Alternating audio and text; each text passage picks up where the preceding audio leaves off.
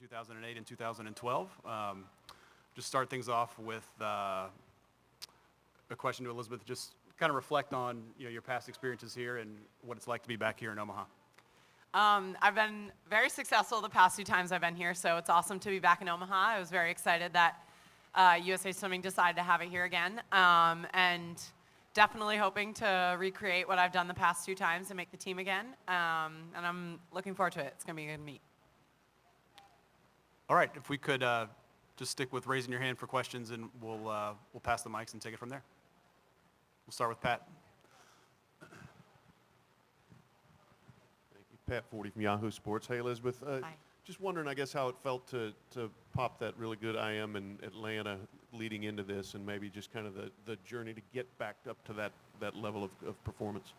I definitely needed that performance in Atlanta. I think it helped my confidence a lot coming into Olympic trials. But that being said, you can't really ever count anybody out, especially at this meet. There's a lot of up-and-comers that can just sort of come out of nowhere and surprise you. So you sort of have to just worry about yourself and not think about anybody else, and just take care of what you have to do. But yeah, it was a long journey back to swimming fast. Definitely hard, but it's good to be back for sure. Elizabeth, given the journey that you've alluded to get back to this place, what is your reaction when you hear of all these athletes, mainly basketball players and golfers, who are opting out of the Olympics? It clearly isn't a priority for them.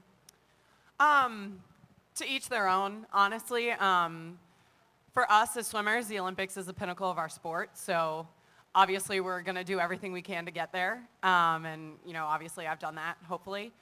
But it's just their own decision, and I would want to be at the Olympics if I had the chance, and so that's what we're doing here. Hey, Elizabeth. Hey. Go ahead, David. Oh, hi. So last year, obviously a rough year. Can you explain what exactly happened and what's sort of been the difference in getting back to where you've been the past few months? So in January of 2015, I pulled my groin and tore my vastus lateralis. It's a muscle in your leg, basically. And physically an injury is very difficult to get over, but I think mentally it took a really big toll on me. I'd never been injured. I had never really been swimming slow so consistently, and so it really took a knock at my confidence. But I think after Worlds, I mentally reset, and we went straight to Colorado Springs after Worlds, got in shape, rehabbed, got healthy, and it's not really hard to focus when it's an Olympic year. It's just something that you have to do, and if you want it bad enough, you'll do it. And I think that was one of the main things that really helped me overcome that and get back to where I am right now, is knowing that it was an Olympic year and you don't have room for error or just messing around and not taking it seriously. What's been the difference in training, and where's the confidence come from? There really hasn't been a difference in training. I've stayed at University of Florida. We grind day in and day out. It's always been the same. But the confidence came slowly. It came with every meet, getting better and better. And I think Atlanta was really huge for me. It sort of put me back on the map. And just for me mentally, it was what I needed. Go ahead, Dave. Hi, Elizabeth. Dave Sheinin from the Washington Post. Even though this is obviously a very individual pursuit here, everybody's trying to make the Olympic team for themselves, but given sort of, you've seen the times that have been posted around the world this spring and summer from other countries, and after sort of the disappointment of Kazan, how much is there also a collective Team USA pride here to put up times that everyone else in the world is seeing heading into Rio? I think that's definitely one of our goals, is to just prove to everybody that we still are the best team in the world. And despite our poor performances last summer, quote unquote, we were still the best team in the world last summer. We still won the meet, and we had Katie Ledecky carrying us on her shoulders. Thank God for her. But we're definitely going to be in the best shape that we can be in this summer, and I think the Olympic trials it's at the perfect time. We're going to have the perfect team, and we're all very excited to head into Rio, hopefully.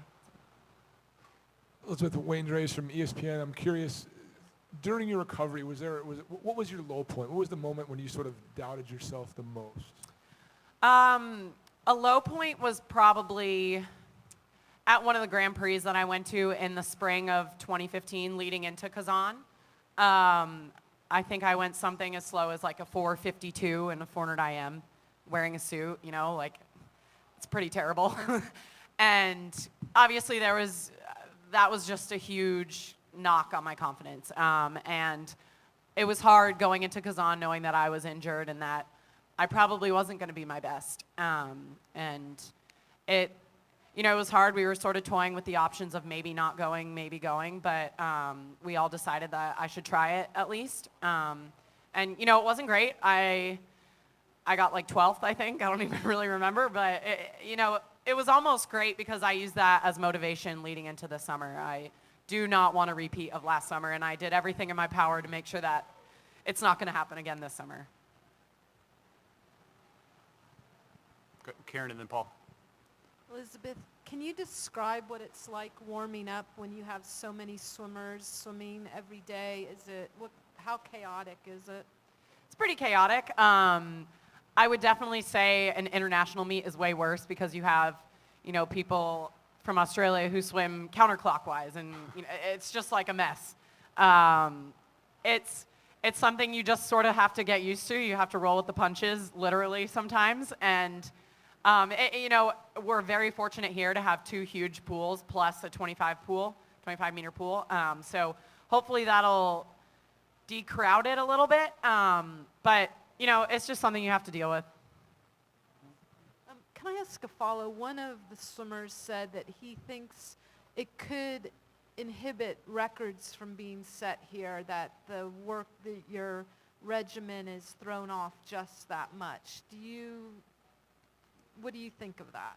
I don't think it's ever hindered my performance. I feel like I've always just found a way to deal with it. I mean, I just immediately went back to Pampax in Australia 2 summers ago, and we were swimming in the freezing rain, and I won a best time in my 400 IM. Katie Ledecky was breaking world records, so I think, if a little cold wind and rain can't hurt, I don't think a crowded warm-up lane is really that bad.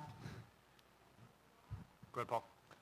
Hi, Elizabeth. Paul Newberry from Associated Press. A couple things. I want to follow up when you were asked about some of the golfers and basketball players dropping out. Obviously, for golf especially, it seems to be the Zika is some of the reasons they're getting. Any, concerns on your part about your safety going to Brazil and what that might mean?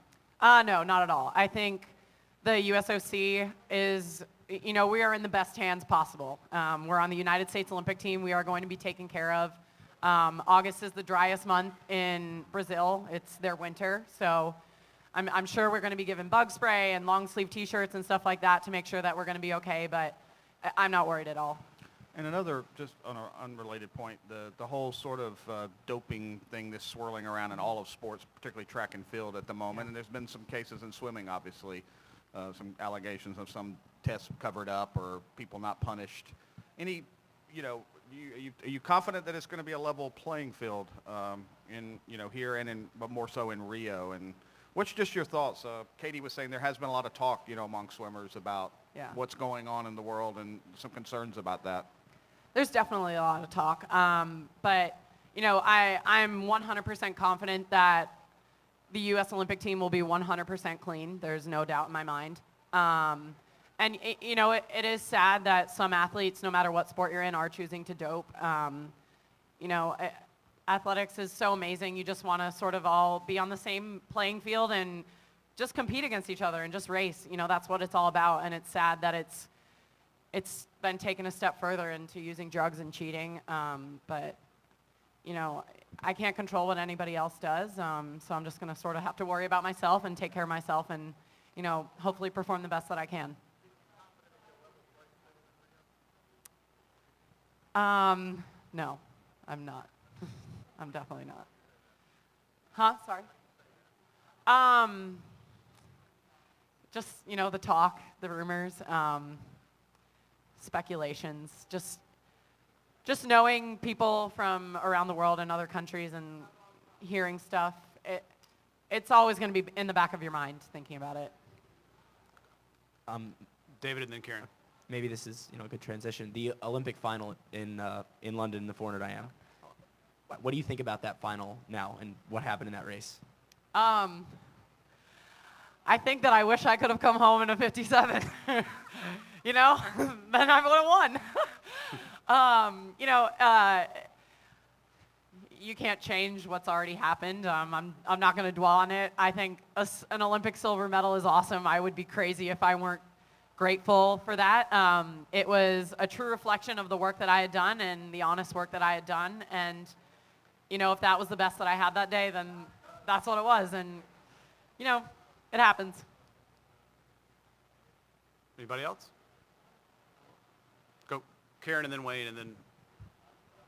When you are a member of a final like that one, can you see where it could turn someone's thinking from, okay, I want to do this the right way, to, well, if I can't beat them, join them?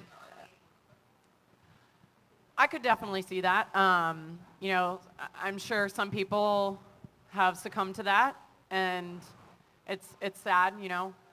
You want it to be an even playing field, but I would never do that. I am 100% clean. I always will be, and it is sad that people are doping.